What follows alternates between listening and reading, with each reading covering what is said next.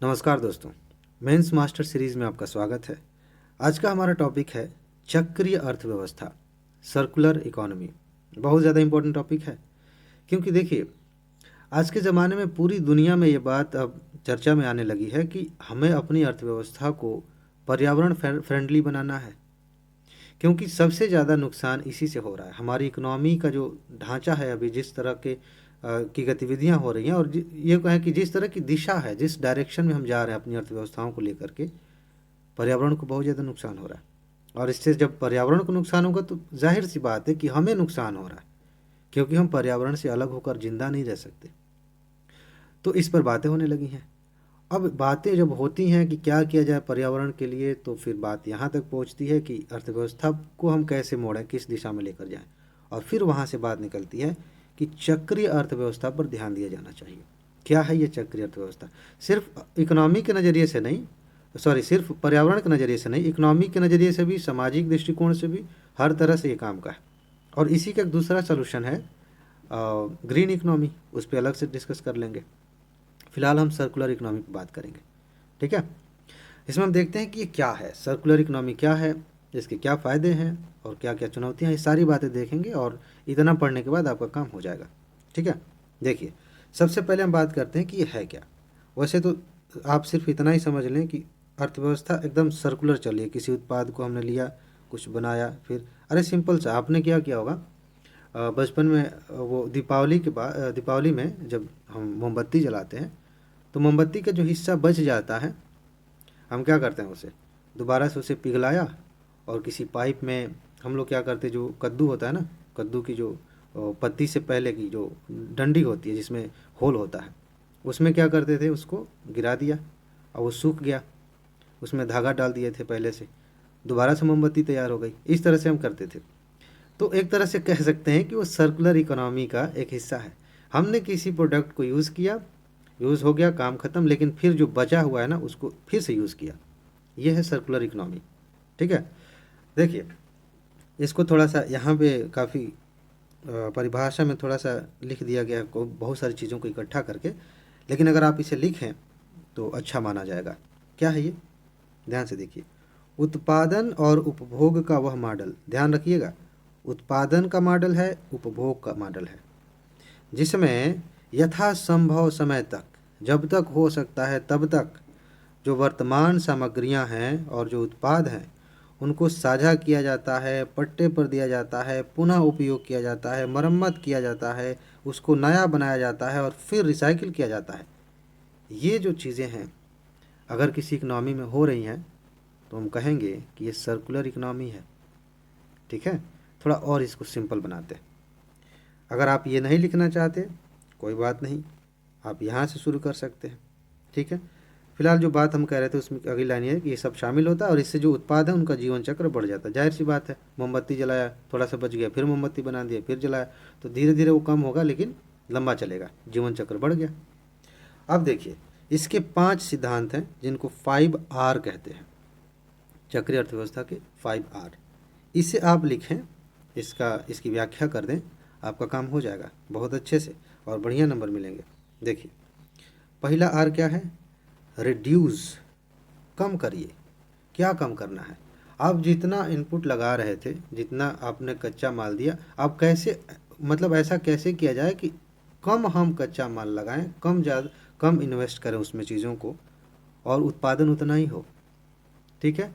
तो इसे आप कम करिए, थोड़ा और कम करिए, और इसके बाद कोई उत्पाद है मान लेते हैं, अब उस उत्पाद को आप रीयूज़ करिए, दोबारा से इस्तेमाल करिए। ये एक हिस्सा होता है रीयूज़, पुनः उपयोग करना उसका। आपने एक साइकिल खरीदी, साइकिल चलाई, साइकिल ख़राब हो गई, पुरानी हो गई, जो लोहा बच गया उसका दोबारा से इस्तेमाल किया गया, उस लोहे से कुछ और बना दिया गया, फिर वो चलेगा, पुनः यूज़ हो रहा है, बार बार यूज़ हो रहा है। और भारतीय घरों में सबसे बड़ी एग्जाम्पल है घर के पजामे, कुर्ते, कि वो फट गए तो कभी तकिया का खोल बन जाएगा, वहाँ से फटा तो फिर गाड़ी पोछी जाएगी, फिर वहाँ से फटा तो पोछा लगेगा, बहुत सारे काम हो जाते हैं। रीयूज़, रिसाइकिल, रिसाइकिल और रीयूज़ में ज़्यादा अंतर नहीं है, थोड़ा सा ही अंतर है। रीयूज़ दो तरह से हो सकता है, या तो आप उसे आप रिसाइकिल करके यूज़ करें या फिर वैसे ही। जैसे कि ये कुर्ता वाला यहाँ पे लागू हो जाएगा और साइकिल वाला यहाँ पे लागू हो जाएगा, रिसाइकिल करके आपने किया। ठीक, इसके बाद रीमैन्युफैक्चर, किसी चीज़ को आपने दोबारा से बनाया, वही चीज़ ज़्यादा वो लगाना नहीं पड़ा। जैसे कोई बिल्डिंग ही थी और वो बिल्डिंग पे जो काम होता था काम बंद हो गया और वहाँ पर नई फैक्ट्री खुलने वाली है, तो क्या करें, पूरी बिल्डिंग गिरा के फिर बनाएं? भाई हम संभावना देखते हैं कि अगर इसी बिल्डिंग को थोड़ा सा ठीक करके, थोड़ी और चीज़ें जोड़ के, थोड़ी और बेहतरी ला के हम काम शुरू कर सकते हैं, नई फैक्ट्री बना सकते हैं, तो करते हैं। रीमैन्युफैक्चर, ये सिर्फ बिल्डिंग की बात नहीं है, जो भी उत्पाद आप बना रहे हैं, ये देखिए, ये बातें किसी एक चीज़ पर लागू मत करिए, इकोनॉमी के अलग अलग हिस्सों पर ये लागू हो सकती हैं। मैं तो जो दिमाग में आ जा रहा है वो एग्जांपल दे दे रहा हूँ, लेकिन आप इसे अपने तरीके से सोचिए और हर जगह लागू करने की कोशिश करिए। रीमैन्युफैक्चर कर सकते हैं, चीज़ों को फिर से बना सकते हैं। और रिपेयर, एक अगला जो आर है, रिपेयर, रिफर्बिश, ये सारी चीज़ें, उनकी मरम्मत करिए, नवीकरण करिए। अब ऐसा हुआ, मान लेते हैं कि यही है, साइकिल ही आप पंक्चर हो गई तो साइकिल फेंक थोड़ी देंगे, पंक्चर बनवाते हैं फिर चलाते हैं। तो रिपेयर करने की जहाँ तक संभावना है, रिपेयर कर करके हम कर सकते हैं।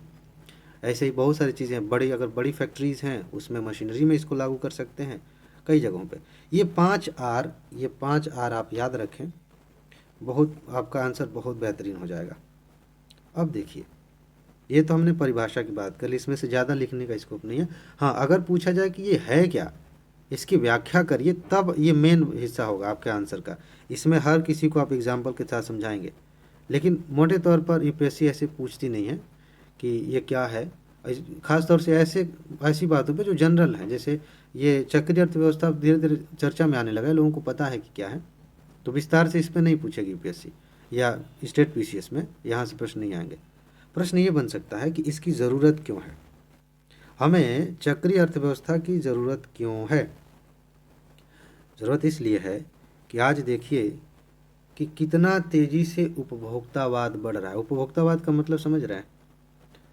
मतलब ये है कि हमें जो नहीं चाहिए ना, हम वो भी खरीद रहे हैं।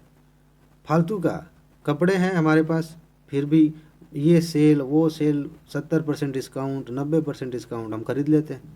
हमें चाहिए नहीं था, लेकिन जिस तरह से मार्केट आगे बढ़ रहा है, जिस तरह से विज्ञापन की दुनिया आगे बढ़ रही है, और जिस तरह से हमारे लालच को बढ़ाया जा रहा है कि ये भी ले लो, वो भी ले लो, लग्जरी लाइफ जियो, अगर आप ऐसे नहीं जीते हैं तो आप तो गरीब हैं, आप झूठे पैदा हो गए दुनिया में।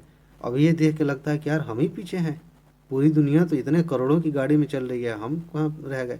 इस चक्कर में ना आप देखिए कि उपभोक्तावाद बढ़ रहा है, खाने से लेकर के, पहनने से लेकर के, रहने से लेकर के, गाड़ी से लेकर हर जगह एक कंपटीशन है कि हम इतना खरीद लें, हम इतना कर लें। कहाँ से करोगे भाई, संसाधन तो सीमित है ना, कहाँ से करोगे, एक दिन सब खत्म हो जाएगा। तो ये दिक्कत है, इसकी वजह से हमें ध्यान देना पड़ेगा कि चक्रीय अर्थव्यवस्था अगर नहीं रहेगी तो इतने संसाधन आएंगे कहाँ से। पहली बात यह है, उपभोक्तावाद बढ़ रहा है। अगली बात, संसाधनों की भारी मांग। अब जाहिर सी बात है, इसी से निकलेगा ना, जब उपभोक्तावाद बढ़ेगा तो संसाधनों की मांग तो होगी ही। लोग ज़्यादा से ज़्यादा फालतू का खाने पर खर्च करेंगे तो फिर अनाज तो उगाना पड़ेगा। अनाज कहाँ से आएगा, खेत से आएगा। खेत की एक सीमा है, क्षमता है, बहुत ज़्यादा उस पर आप प्रेशर डालेंगे कि आप चाहें कि साल में 20 फसलें उगा ले, कहाँ से आएगा हैं। संसाधनों की मांग में आप पेट्रोलियम देख लीजिए, पेट्रोलियम सीमित है लेकिन बार बार उसकी मांग बढ़ेगी, उसका इस्तेमाल करेंगे। 5 किलोमीटर जाना है तब भी हम जाएंगे, 2 किलोमीटर जाना है तब भी जाएंगे, लेकिन 4 व्हीलर में जाएंगे। तो कहाँ से आएगा इतना पेट्रोलियम। तो संसाधनों की मांग बढ़ रही है, और मांग बढ़ने का सीधा सा मतलब है कि चूंकि हमारे पास सीमित संसाधन है, इसलिए ख़त्म हो सकता है। जब ख़त्म हो जाएगा तो क्या करेंगे, है ना समस्या। इसलिए हमें सर्कुलर इकोनॉमी की ओर जाना पड़ेगा। आगे एक भारत जैसे देश में हम अपनी बात करें, हम बहुत सारी चीज़ें तो आयात कर रहे हैं, चाहे पेट्रोलियम देख लीजिए, और भी चीज़ें हैं। सोना बढ़िया एग्जाम्पल है, हमारे यहाँ सोने को काफ़ी ज़्यादा भाव दिया जाता है। सोना खरीद लो, सोना खरीद लो। बहुत कम लोगों को पता है कि हम बहुत ज़्यादा सोना आयात करते हैं, और इस चक्कर में हमारा जो पैसा है वो बाहर जाता है। तो सोना, भारतीयों का लगाव काफ़ी ज़्यादा है सोने के साथ, ठीक।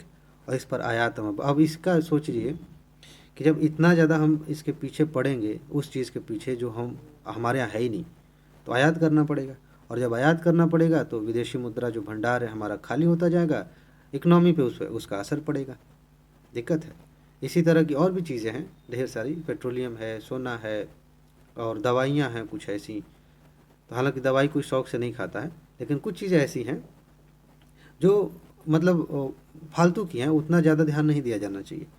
आयात बढ़ रहा है, तो जब हम इन चीज़ों को ऐसे लेके चलेंगे, आयात बहुत ज़्यादा बढ़ेगा, तो हमें ध्यान देना पड़ेगा कि भाई कोई तो व्यवस्था करनी पड़ेगी, सर्कुलर इकोनॉमी लानी पड़ेगी।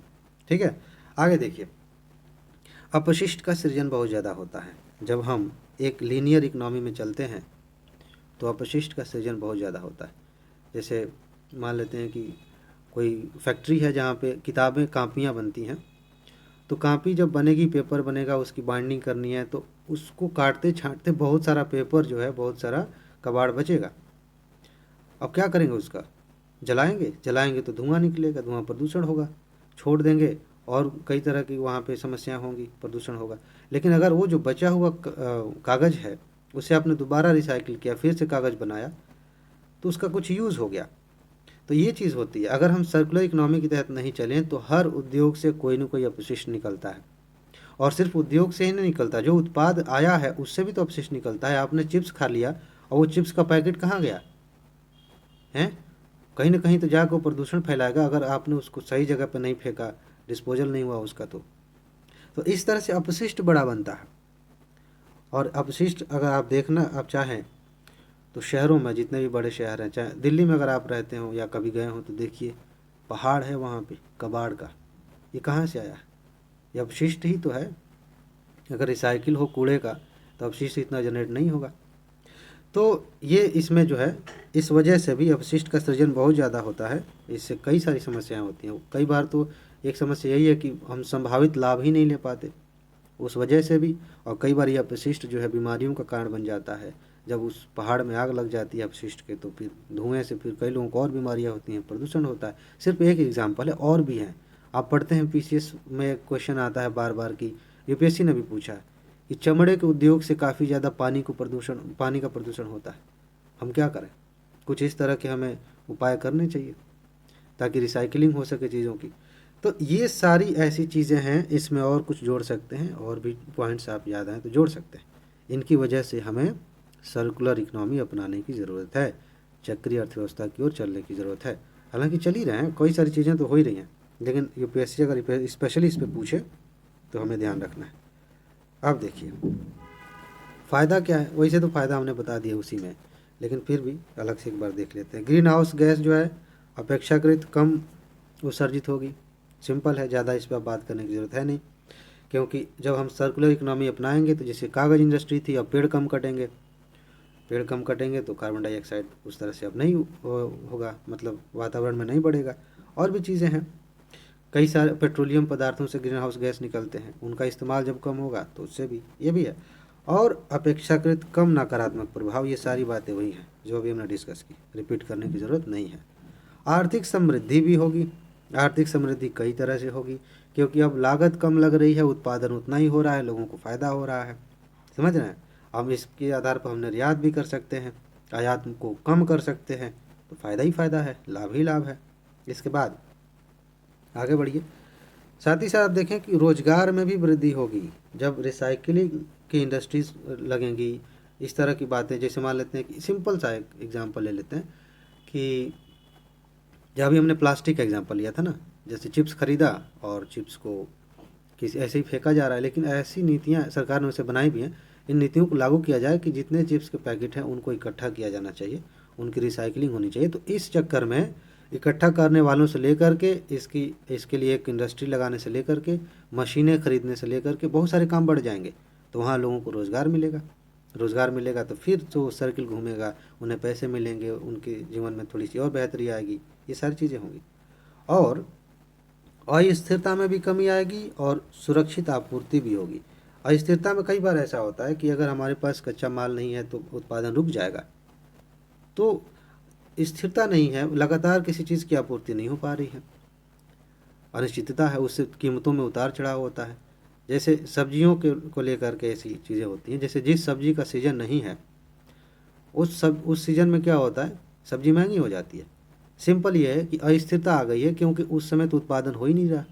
अब उत्पादन नहीं हो रहा है तो कीमत तो बढ़ेगी। ऐसे बाकी इंडस्ट्री का आप देखें, अगर हम चीज़ों को रिसाइकिल कर रहे हैं, दोबारा यूज़ कर रहे हैं, तो कच्चे माल की आपूर्ति लगभग बनी रहेगी, उतनी ज़्यादा समस्या नहीं होगी जितनी कि अचानक से ख़त्म हो जाने पर हो जाती। ठीक है, तो उत्पाद का जो प्रोडक्शन होगा वो तो होता रहेगा लगातार, तो अस्थिरता कम आएगी। और आपूर्ति भी, चूँकि उत्पादन हो ही रहा है तो आपूर्ति भी सुरक्षित रहेगी, आपूर्ति भी होती रहेगी। ये सारे फायदे हैं। दिक्कतें भी हैं। क्या दिक्कत है? देखिए, बाधाओं की बात करते हैं। एक तो सबसे बड़ी बाधा देखिए क्या है, सामाजिक और पर्यावरणीय जो बाध्यताएं हैं, जो इनपुट्स हैं, वो मतलब उनका निर्धारण यूँ कहें कि ध्यान नहीं दिया जाता। जब आप कीमत का निर्धारण करते हैं कि किसी चीज़ की कीमत कितनी है, तो उस पर पर्यावरणीय क्या लागत लगी, सामाजिक रूप से क्या कीमत चुकाई गई, ये सारी चीज़ें हम तो ध्यान ही नहीं देते। ये एक अलग चीज़ है। इसको ना जब हम इकोनॉमी पढ़ते हैं उसमें जीडीपी यहाँ कहीं लिखा है, देखिए यहाँ भी है, वहाँ भी एक चिंता जताई जाती है कि आप जब किसी प्रोडक्ट की कीमत तय करते हैं तो सिर्फ इतना ही क्यों सोचते हैं कि इसमें कितनी मजदूरी लगी, कितने रुपए का कच्चा माल लगा। अरे और भी कीमतें लगी हैं। पर्यावरण पर क्या असर पड़ा, क्या पड़ सकता है, इसका कौन देखेगा। कुछ देश ऐसे हैं जिन्होंने ग्रीन टैक्स लगाना शुरू किया है। उसमें यही कंसेप्ट काम करता है कि आपने जो उत्पाद बनाया है इसकी पर्यावरणीय लागत भी है, कुछ सामाजिक लागत भी है, कुछ समझ रहे हैं।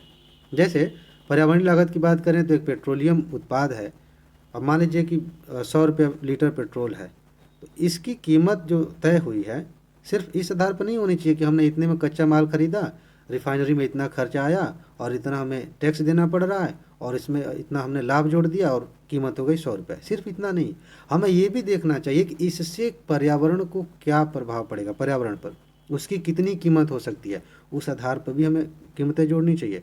तम्बाकू का एग्जाम्पल ले लीजिए, तम्बाकू इतने में उगाया, खरीदा, जो भी है उसको हमने बनाया, बेच दिया। देखिए उसका सामाजिक, उसकी लागत क्या हो सकती है, लोगों को कितना सामाजिक नुकसान हो सकता है। शराब पी के आदमी घर पे आके मारपीट कर रहा है, गाड़ी चला के किसी को ठोक दिया, सामाजिक नुकसान है कि नहीं। तो जब हम किसी चीज़ की कीमत तय करते हैं किसी प्रोडक्ट की, तो उसका उस सिर्फ आर्थिक नज़रिए से ना देखिए, पर्यावरण और सामाजिक नज़रिया भी ऐड होना चाहिए, तब कीमत तय होना चाहिए। वो अभी नहीं होता, होना चाहिए। यही तो बाधा है इसमें। रिसाइकिल, अभी देखिए हम रिसाइकिल वाले में बात कर रहे थे, तो ये सब बातें कहाँ उधर आई, इस पर भी ध्यान देना चाहिए। और एक सबसे बड़ी समस्या ये है कि इसका कोई मॉडल अभी तक नहीं विकसित हुआ कि कैसे होगा, किस तरह से ये काम चलेगा। सर्कुलर इकोनॉमी को अगर बड़े पैमाने पर लागू करना है तो कैसे लागू करेंगे। अभी तक इस पर जो है बातें होती हैं, चल रहा है, थोड़ा बहुत काम तो चल ही रहा है, लेकिन अभी तक मॉडल विकसित करना एक कठिन काम है। ठीक है, इसमें चीज़ें बड़ी जटिल हैं।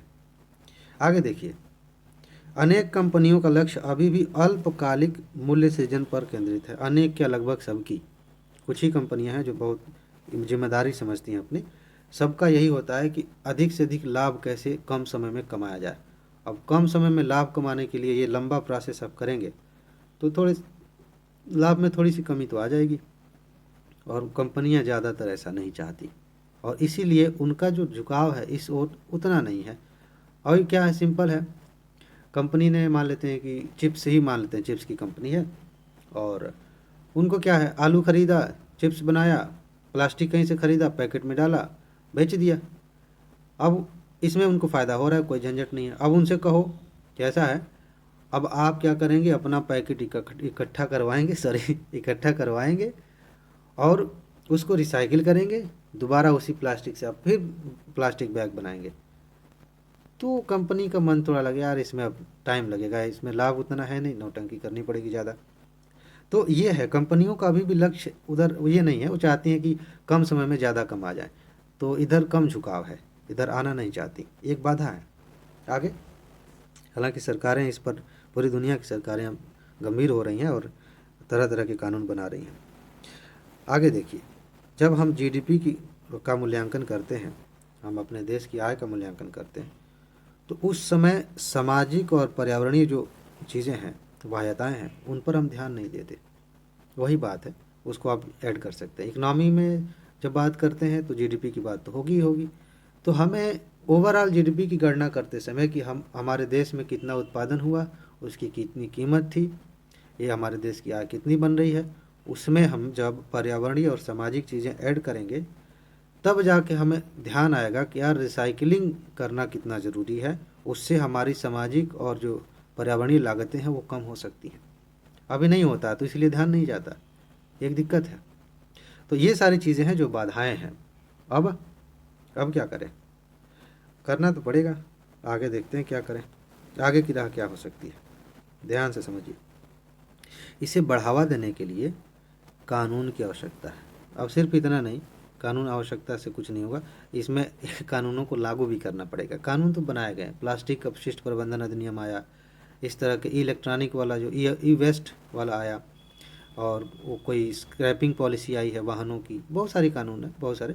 लेकिन ठीक है, इसे लिखना ज़रूरी है कि कानून होने चाहिए, स्पष्ट होने चाहिए, लेकिन इसके आगे बढ़ करके इन कानूनों को लागू भी किया जाना चाहिए, इनका रेगुलेशन भी होना चाहिए, किस तरह से काम चल रहा है उसका ध्यान भी रखा जाना चाहिए। ठीक है। और सही कहें तो यहाँ लिखा नहीं है, लेकिन हर देश को ना एक ड्राफ्ट तैयार करना चाहिए, एक पॉलिसी तैयार करनी चाहिए कि हमारे देश के अंदर रिसाइकलिंग की व्यवस्थाएं कैसे काम करेंगी। उसमें सरकार को आगे बढ़ करके प्रमोशन करना चाहिए उन कंपनियों का जो ऐसा कर रही हैं, उसके लिए पैसे भी उपलब्ध करने चाहिए। ठीक है, ये सारी चीज़ आप लिख सकते हैं। यहाँ नहीं लिखा है, लेकिन मैंने जो बताया वो चीज़ आप लिख सकते हैं, बहुत अच्छी बात है। आगे एक शब्द होता है जीरो डिफेक्ट जीरो इफेक्ट। ये वाली नीति काफ़ी अच्छी है। जब विनिर्माण हम करते हैं, इसकी ये नीति काफ़ी बढ़िया होनी चाहिए। हम अपनी मशीनरी को इस तरह से करें कि ज़्यादा उसका मतलब उसमें डिफेक्ट ना निकले। क्योंकि मान लीजिए कुछ ऐसा काम आप कर रहे हैं, कोई ऐसी फैक्ट्री, मान लेते हैं कि साइकिल ही बन रहा है, गाड़ी बन रही है, और हर 100 में से 5 साइकिलें ख़राब निकल रही हैं, तो उसकी लागत बढ़ जाती है, उससे कई सारी समस्याएं हो जाती हैं। तो जीरो डिफेक्ट होना चाहिए। और साथ ही साथ इस बात का भी ख्याल रखें कि जो प्रोडक्ट हमने बनाया उसका सामाजिक, आर्थिक, पर्यावरणीय इफेक्ट भी कम हो, उसका प्रभाव कम हो, नुकसान कम हो। ऐसी नीतियां हम बनाएं। कब? जब हम बना रहे हैं, विनिर्माण के चरण में, जब उत्पाद बन रहा है, तब ये जो सर्कुलर इकोनॉमी है बहुत अच्छे से काम करेगी। ये चीज़ हमें करनी चाहिए। इसके बाद इसके बाद जो है, जो मुख्य हितधारक हैं उनके बीच में व्यापक सहयोग होना चाहिए। देखिए यहाँ पे ना एक शब्द मैं बता रहा हूँ, हितधारक का क्या मतलब होता है। ये चीज़ें आप कई जगह पढ़ेंगे। जब हम मेंस आंसर राइटिंग की बात करेंगे ना, उसमें मैं इसको अलग तरीके से समझाऊंगा कि स्टॉक होल्डर क्या होता है। ठीक है, स्टेक होल्डर, स्टॉक होल्डर, उसको जैसे भी कहते हैं। ठीक है। तो हितधारक का मतलब ये है कि किसी भी चीज़ से कितने लोग जुड़े हैं। ठीक है, जैसे मान लेते हैं कि 5 लोग मिलकर खाना बना रहे हैं। अब उस खाने पर 5 लोगों की हिस्सेदारी है, वो उसके हितधारक है। 5 लोगों पर किसी चीज़ का असर हो रहा है, उसके हितधारक है। लेकिन अगर इसे इकोनॉमी में हम लगाएं, तो मान लेते हैं कि एक जगह पर जंगल काट करके हमने इंडस्ट्री लगानी है। अब वहाँ पे कौन कौन हितधारक हो सकता है? एक तो वो व्यक्ति जिसने फैसला किया कि हम यहाँ पे इंडस्ट्री लगाएंगे। दूसरा, उस देश की सरकार जिसने इजाज़त दी कि हाँ आप लगा सकते हैं। तीसरा, वो व्यक्ति जिसकी ज़मीन थी, अगर सरकार की ज़मीन थी तो फिर से सरकार हितधारक हो गई। चौथे, वो हितधारक हो सकते हैं जो वहाँ के स्थानीय लोग हैं, जिन्हें विस्थापित होना पड़ सकता है।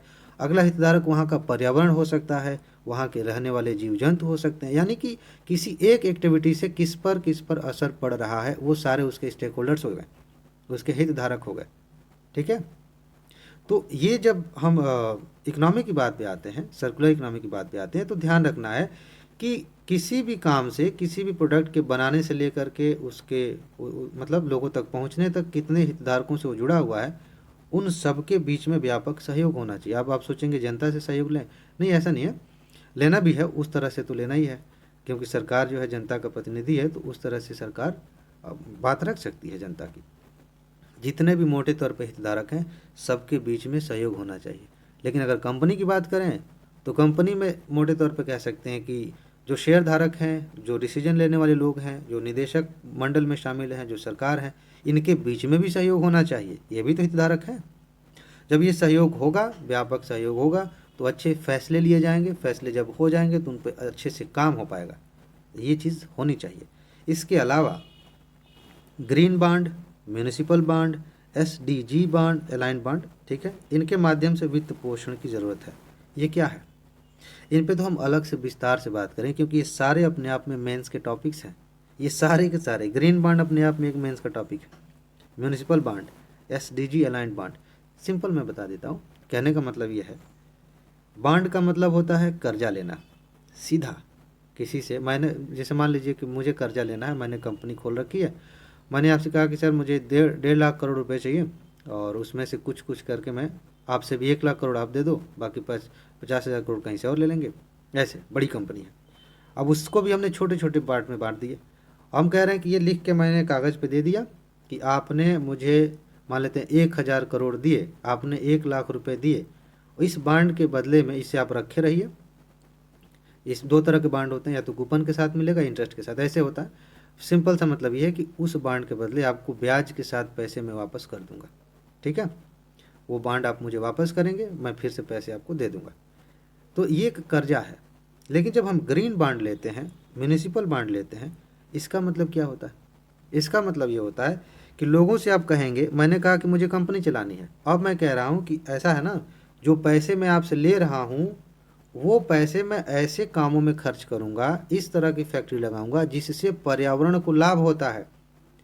तो लोग कर्जा देंगे, लोग पैसा देंगे, इसमें इन्वेस्ट करेंगे कि हाँ भाई पर्यावरण के लिए कोई काम कर रहा है, तो आप कहेंगे ठीक है भैया, हम भी दे रहे हैं, क्योंकि आपको नुकसान तो है नहीं ना, आपको तो पैसे मिल ही जाएंगे वापस, वो भी इंटरेस्ट के साथ। मैं कह रहा हूँ कि मुझे म्यूनिसिपल बॉन्ड चाहिए, मतलब मैं जिस शहर में काम करने जा रहा हूँ उस शहर को बेहतर बना दूंगा, कचरे की प्रबंधन की व्यवस्था बेहतर हो जाएगी, वहाँ पे प्रदूषण नहीं होगा, तो आप जो पैसा देंगे वो यहाँ खर्च होगा।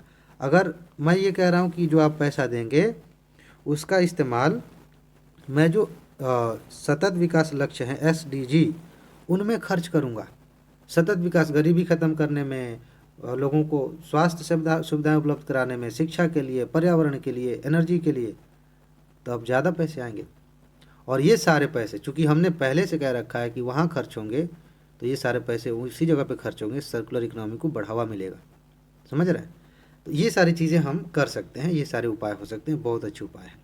ठीक है, इतना आपने पढ़ लिया, समझ लिया। अब सर्कुलर इकोनॉमी से कोई क्वेश्चन पूछ के दिखाए आपसे, या ऐसे ही डिबेट करें। डिबेट मैंने ज़्यादा नहीं पढ़ना चाहिए लेकिन क्वेश्चन किसी भी तरह का आएगा, आप बहुत अच्छे से उसका उत्तर दे लेंगे। ठीक है जी, इसमें बस इतना ही है। अपना ख्याल रखिए, मस्त रहिए, खुश रहिए, अच्छे से तैयारी करिए। आगे मिलते हैं अगले वीडियो में। नमस्कार।